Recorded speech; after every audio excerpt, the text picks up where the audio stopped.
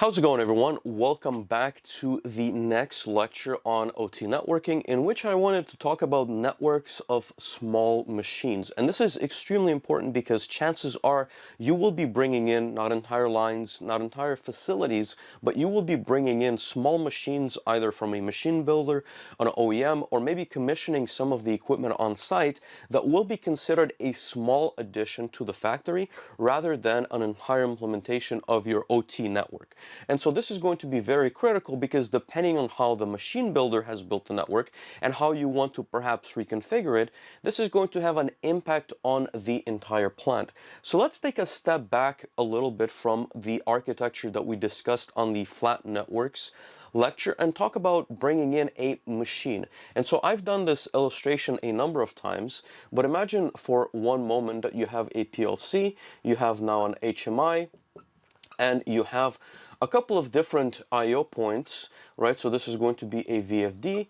This is going to be perhaps another VFD2, and you're going to have remote I/O, so remote I/O with some additional points on the analog and digital side. It doesn't quite matter, but ultimately all of these devices need to be placed on a network. And so I've talked a little bit about a switch that can be placed inside of the cabinet to accommodate all of these devices. And so in this case, let's assume that I have the PLC coming in here, I have the HMI, and then I have the two VFDs and the remote I/O on the switch. And as you can see here, it's perfectly acceptable. Let's assume that I have an engineering terminal that I want to plug in to program and configure some of these devices. I can simply put in an RJ45 cable, just as we've done in one of the lectures, and I have access now to the PLC, the HMI, and all of the peripherals. Now, this is completely acceptable, but now let's think about we need to connect this machine to the plant. And we'll talk about the reasons as to why we want to connect to the plant for just a minute. But ultimately, number one, maybe you're simply sitting upstairs as the engineer and you have access to the plant network. So you want to, instead of walking down and physically connecting to the switch, you want to connect to the plant network.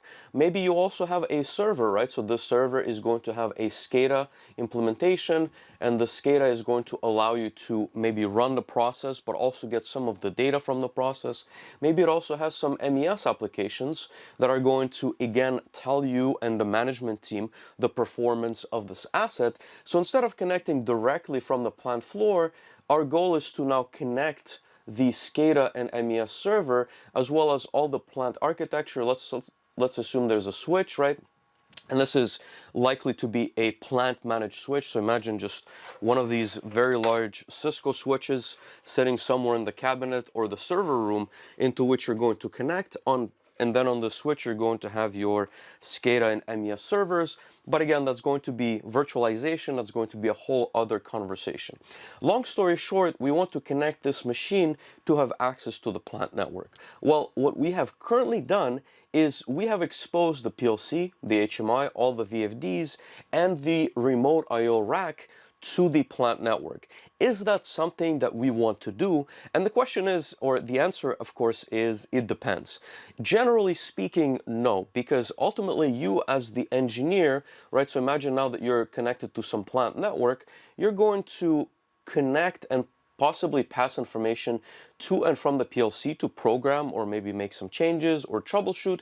And you're also going to sometimes, right, but much more rarely, talk to the HMI, maybe make some changes, maybe add some screens for the operators.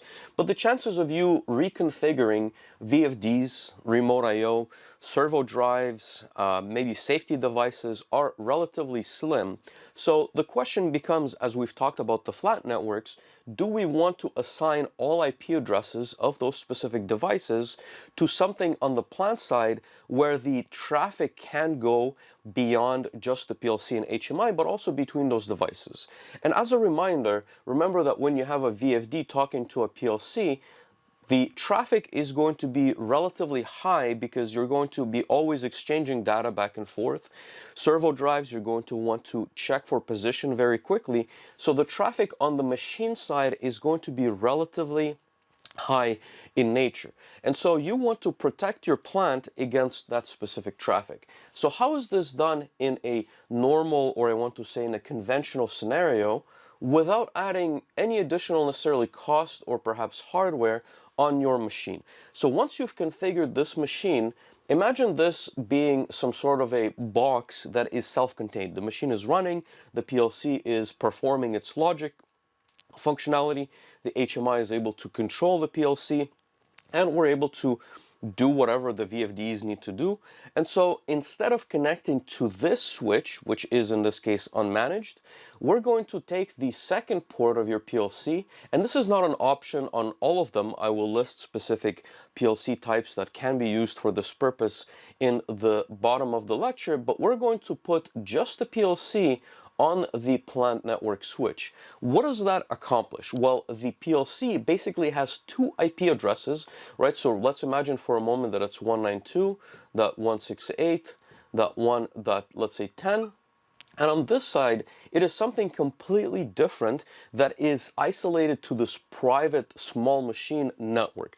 And this is extremely important because it allows you to achieve what basically you wanted to do, which is to connect to the plant network and talk to the PLC and not necessarily talk to any of the other hardware. We'll talk about that in just a moment, but you're isolated to the PLC, and in most instances, your PLC will have a backplane which allows you to then still access all of those devices, including the HMI, but not directly, right? And it also contains the traffic. So as I've mentioned, if your VFD is talking to this PLC over an unmanaged switch, the VFD only talks to the PLC and all of the devices within this quote-unquote bubble, without the traffic necessarily flowing through the backplane of the PLC and going into the rest of the plant. So this is a very important architecture. If you have machines in your plant, or if you've never seen something like this, I would highly encourage you for you to take a look at the way your PLC has been configured, the way the ports have been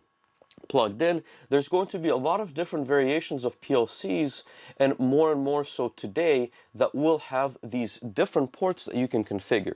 And this is not exclusive to PLCs. This can also be your edge devices. As you can see, I have 3 different configurable ports on the specific Siemens edge device. I have 2 different ports on my Siemens G2S7 1200 series PLC. I have multiple ports as well. So it is also important to be careful. Some of the PLCs will have a pass-through port, meaning that it's the exact same IP address and subnet mask on the port of your PLC, and then other configurations will have them separately. We will have a lab on this. I will explain this in a lot more detail, but it's important for you to understand the concepts and the reasons as to why we're doing this. And we're also going to talk about the IP address ranges that can be basically assigned to the different devices in this specific configuration.